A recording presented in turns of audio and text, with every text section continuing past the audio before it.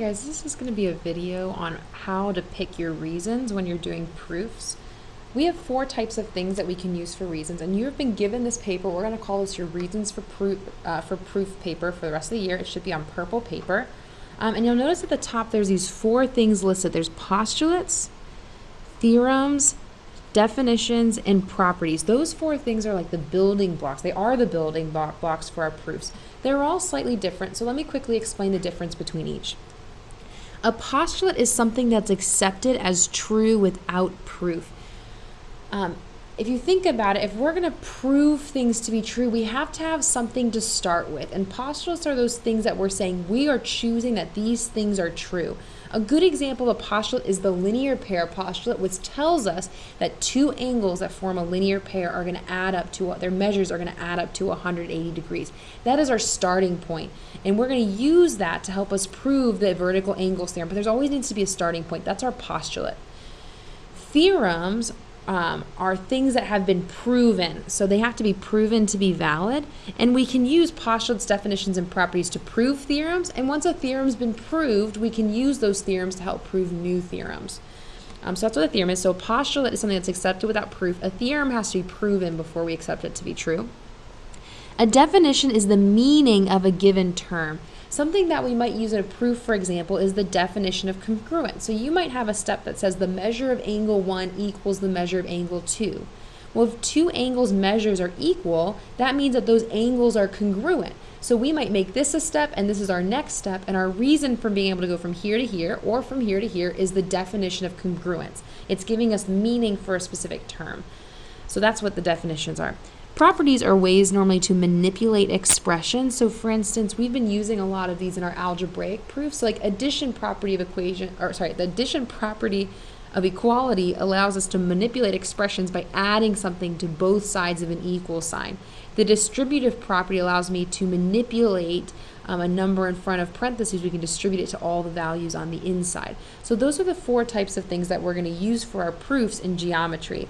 And here is a list of all of the things that we can think of so far that you are going to need this unit. On this left side, there's a list of all of our algebraic properties, and I've kind of broken them up. These are the ones that you're going to use the most commonly in an algebraic proof. These 3 that you won't use quite as often right now, but we will use them in geometric proofs. These 2 we're not going to use very often, but you do need to know them. You're expected to know them. On this side, I have things that are more geometry based. So on top, there's 4 postulates and theorems. 3 of them are postulates over original building blocks, 1 theorem that we will use in our proofs, and then a list of 3 definitions that you might need to use along the way. So go ahead and pause this video and take a moment or 2 to copy all of these down onto your purple paper. We're going to keep that paper the whole year, and you're going to want to have access to it. So once again, go ahead and pause the video and write these down and come back in a moment.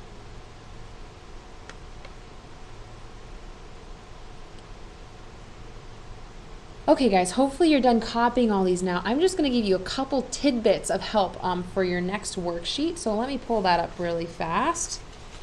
Let me take a sticky note really quick to cover the title. So you now have a geometry worksheet that looks something like this.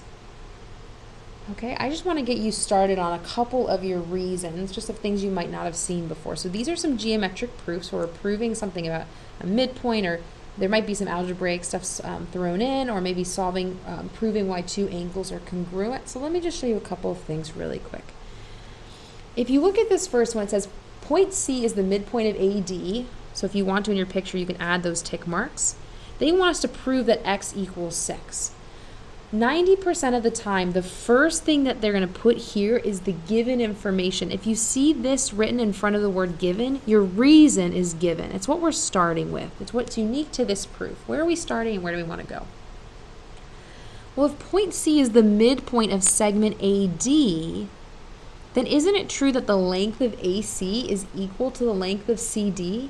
Well, yes, that's true, but we need to give a reason for why we can write that in our proof. And our reason in this case is definition of, well, what's our keyword that we use? We know these are equal because C is the midpoint. So this is going to be definition of, go to your list and pick the right word to go here. The rest of this is solving algebraically. Well, actually, let's do number 3 as well. The difference between here and here is AC has now become 4x. Well, if you look over here, AC does have a length of 4x. CD has become 2x plus 12. Well, what we did is we substituted what we knew the length of AC was 4x in for AC, and we substituted in what we knew the length of CD was 2x plus 12 in.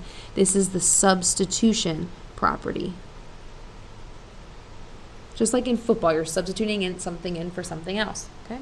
Or a player. You would sub in a quarterback for another quarterback. We're subbing in what we know the value of AC is for AC. You can do the rest of this by yourself. Let's do 3 steps from this one, and then the rest of the worksheet you'll need to do by yourself. If you look at angle 1 is congruent to angle 4, look over here. Okay, that's what was given to us. That's what we're going to put here. Next, it says that angle 4 is congruent to angle 2.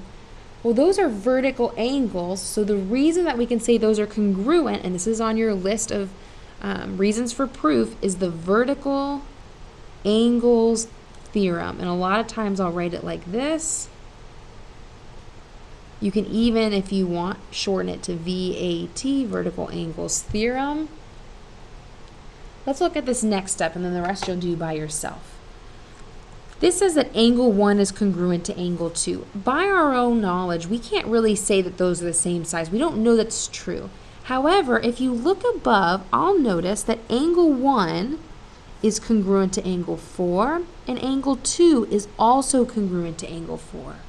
Well, since 4 remains the same, if 2 is the same as 4 and 1 is the same as 4, that also means that 1 and 2 have to be the same. And if you look at your list of properties, that's exactly what the transitive property of equality says. That if 2 things are congruent, in this case it's the transitive property of congruence. I'm so sorry, and we'll talk about that another time because there's a congruent sign in the middle.